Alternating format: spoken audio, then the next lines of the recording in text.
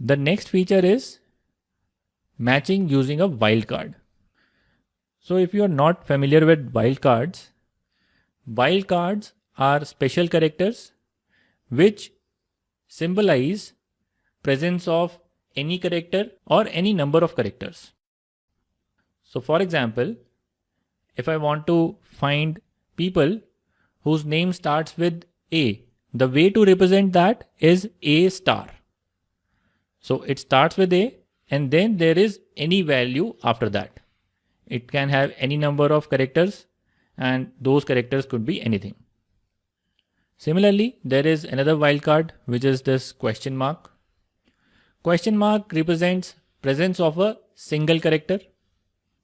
So if I specify J question mark, it could be any character in place of that question mark. It could be JAM, JBM, JIM, JEM, anything like that.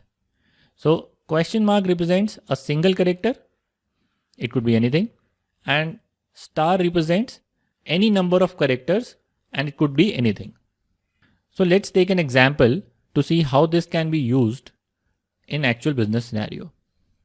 Here I have this table where first I have ID and name in the same cell, and corresponding to that person we have their CTC and experience values.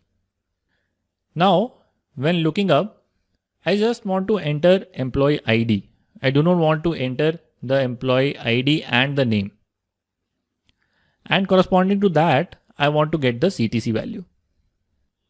Now, this could not be done using VLOOKUP, but this can be done using wildcards in XLOOKUP.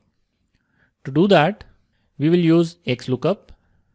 The value we are going to look at is this, and in double quotation marks, I'm going to add this star. So look carefully at the lookup value. Lookup value is value in F3, this value, concatenated with a star. Star represents that after this employee ID, there could be anything. It could be any name, it could be any value. This star representing that there can be any number of characters after F3, but this value should stay in the front. Now I can put comma. This is my lookup array, comma. This is the matching array, comma. Then the fourth parameter is if not found, that we do not want to mention right now. So comma. Then there is match mode. So the matching mode, this time we have to select as wildcard character match. So this wildcard will not work if you do not select this. So we have to select this wildcard character match. The value for wildcard character match is 2. Either you enter 2 or double click on that option.